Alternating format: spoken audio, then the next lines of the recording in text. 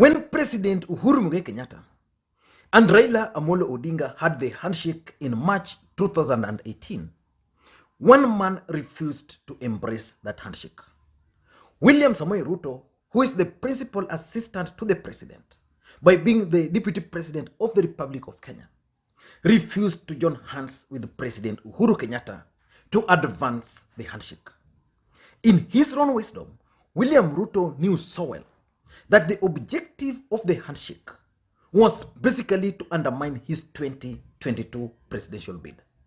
And as a matter of fact, I've talked to so many people, and they've always narrated to me that the differences between William Ruto and President Uhuru Kenyatta actually began way before the last general election.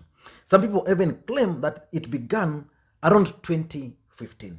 In fact, two key individuals, that is Kipchumba Murkomen and Aden Duale, have actually alluded to the same, that the differences started manifesting before the last general election. So when President Uhuru Kenyatta and Raila Odinga had the handshake, the objective was very simple. Uhuru Kenyatta wanted a way of taming his deputy. He also wanted a way of leaving a legacy. Because by the time we were going for that election, and after the election, by the way, it was bitterly contested. And apart from being bitterly contested, President Uhuru Kenyatta could not go to certain parts of the country.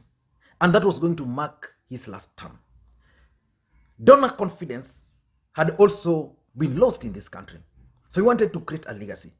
William Ruto, who is his deputy in the Republic of Kenya, the principal assistant, also wanted to focus on his 2022 presidential bid. So Uhuru Kenyatta tried to use the handshake to tame William Ruto. But the biggest question is, from your own judgment, do you think the president has succeeded in trying to tame his deputy? Let me just take you through a bit of the strategies which he has used in the past, some which has worked, some which has failed. After the handshake, they came up with a 9-point agenda. And one of the 9-point agenda was the war on corruption. If you ask me, the war on corruption was actually working against the deputy president perfectly, to an extent that most Kenyans now started relating William Ruto to corruption. But William Ruto got a lifeline when COVID came and allies of President Uhuru Kenyatta were found in the COVID scandal. So the war on corruption came, but again, it has been neutralized. Then after that, the president also tried to tame his deputy by, in 2019 now, through Executive Order number 1, which made Fred Okengo Matiang'i the Prime Minister in quotes of the Republic of Kenya. Of course, that has slowed down the deputy president, because assuming today, William Ruto was still allowed to move around the country in the name of launching projects. Can you just imagine how the guy would have benefited from it? So once he was stopped, he then focused on now launching projects, especially at the constituency level, of members of parliament allied to him. So that as a member of parliament, like Ndindi Nyoro, would launch a school bus, but the deputy president would be invited, and the event made a huge event. Unlike other people, like the Rongo member of parliament, for example, has been launching buses, but low-key. If that were to be a Tanga guy, he would be invited. The DP would be invited. So the DP would be invited, and the event made a huge event. So I think in that, they've succeeded so far. Then, after that, now the president now focused on taming the deputy president in Jubilee Party, which has been successful. He tamed him in parliament, which has been successful. Because in Jubilee Party, there were so many supporters of Jubilee who believed that there was no way William Ruto could be kicked out of the party. Uhuru Kenyatta did that successfully. He managed to tame him there. Then in parliament, so many people believed that the deputy president was actually controlling parliament and the Senate. Again, strategically, the president kicked out the deputy president from the leadership of the Senate and the National Assembly. And then, he then focused now on trying to target specific individuals who are supporting William Ruto, specifically the governors. So, in central Kenya, Waititu was kicked out. Then Nairobi, Sonko kicked out. We don't know who is going to be next. But I want to offer President Uhuru Kenyatta free and solicited advice on how he can tame his deputy in 2021. And but before we do that, if you're watching this video for the first time, I want you to take a second or two and click the subscribe button so that next time you produce a video like this, YouTube will automatically notify you. And again, if you want to support this channel, please just drop your comment or click thumbs up button. I want to go straight to the point. So far, any attempt to tame the deputy president by the president has failed. That's my verdict. The president has succeeded in some, but majorly he has failed. Because if you talk of central Kenya today, the deputy president is still the one who is calling the shots as far as the people on the ground are concerned. So the president must do the following. Number one, the president must improve on his communication. I think the biggest problem and the challenge the president is facing in this country today is communication. So far, the president has done a fantastic job. If you ask me, I can count for you the floating bridges in Mombasa. Fantastic job, which is going to affect the region positively. From where I come from, today, if I want to drive from Kisumu to Isebania, the road is smooth all the way, improved.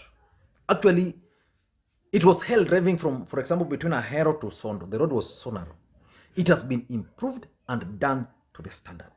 But outside there, if you ask people, they're telling you that the president is not doing anything, probably because of the state of economy. So the President Uhuru Kenyatta must start communicating to the people, with the people.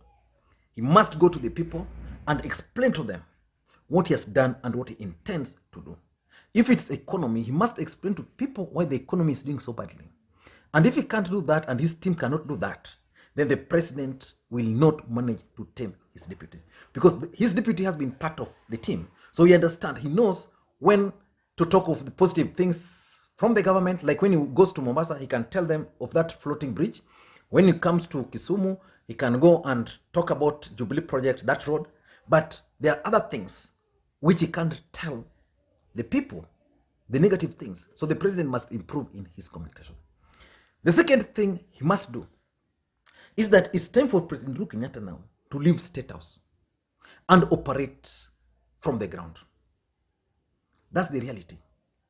The main reason why people are talking about William Ruto is because William Ruto, from 2017, embarked on a campaign. He's visited all parts of the country. How many times do you think the president has visited, for example, Central Kenya since he was re-elected? How many times? How many times do you think the president has even visited Masai Land since he was elected? How many times do you think the president has visited even Western Kenya since he was elected? Even Kisii, countable.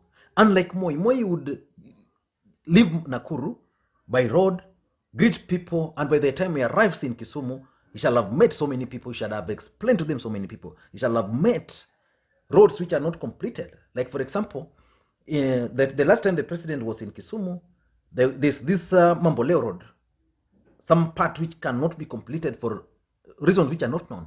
He directed those people to complete it by April. So far, nothing is happening on that road.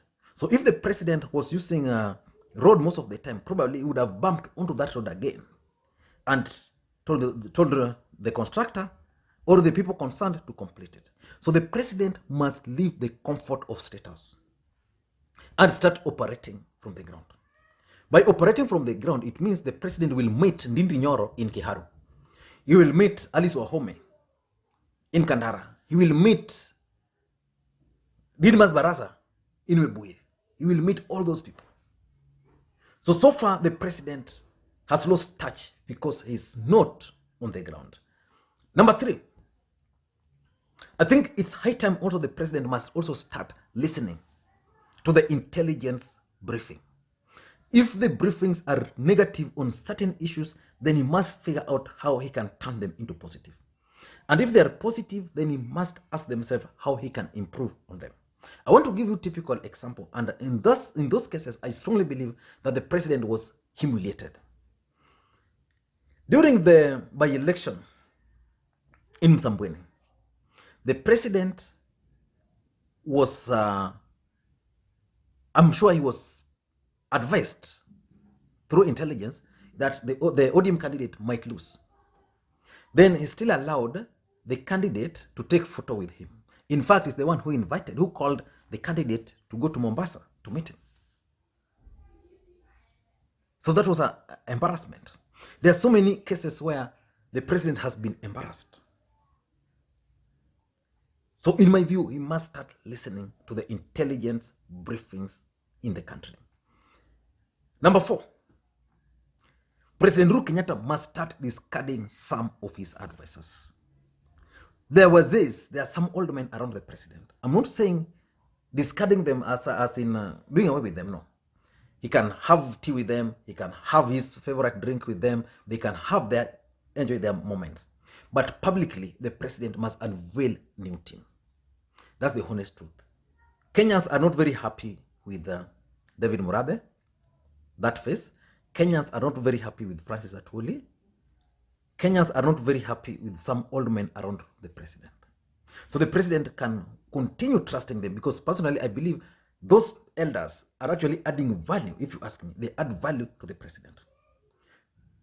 But the president needs to work with them from the background, not from the forefront. If you look at the president's politics for a long time, some of these people have been with him for a long time, but they were just from the background. Let them stay from the background. Let others, young team, play politics publicly. So you must start figuring out whether to do away with them or whether to keep them from the background and recruit a new team. Number 5 is the president must also find a way of taming William Ruto's allies from Central Kenya, because that's where his strength is. So if you want to deal with Ruto, deal with his allies from Central Kenya. The president must deal with Ndindi Nyoro, he must deal with Alice Wahome, he must deal with all those other rebels. And by dealing with them does not necessarily mean fighting them. He can go personally and talk to them. I'm sure if the president invites Ndindi Nyoro to State House today, he might rush there. Then they can agree to work together. He can start organizing frequent meetings with leadership from Central Kenya so that he can start listening to their problems and try solving them.